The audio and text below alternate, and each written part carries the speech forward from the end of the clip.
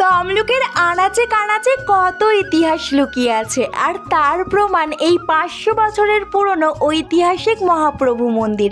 আজ আমি চলে এসেছি এই প্রাচীন মন্দিরের মহাপ্রভুর অমৃত সমান ভোগ প্রসাদ পেতে। এই মন্দিরের পরতে পরতে জড়িয়ে আছে ইতিহাস।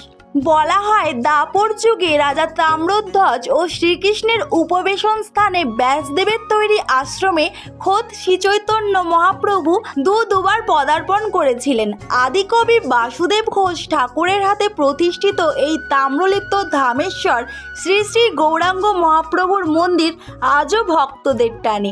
তোমরা যদি এখানে এসে প্রসাদ পেতে চাও তবে কিছু জিনিস তোমাদের মাথায় রাখতে হবে। প্রতিদিন এখানে দুপুরে অন্নভোগের ব্যবস্থা থাকে, তবে অন্নভোগ সীমিত থাকে বলে আগের দিন ফোন করে জানানোটা সব থেকে ভালো।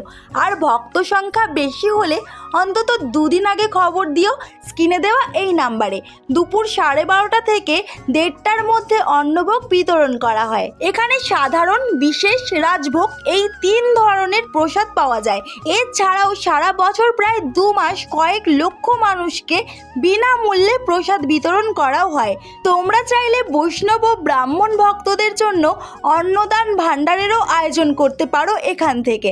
আমি পৌঁছতে একটু দেরি করে ফেলেছিলাম, তাই মহাপ্রভুর দর্শন পাইনি ঠিকই, কিন্তু ওনার অশেষ কৃপায় ভোগ প্রসাদ পেয়েছি। আর সত্যি বলতে এই ভোগের স্বাদ যেন অবিকল অমৃত।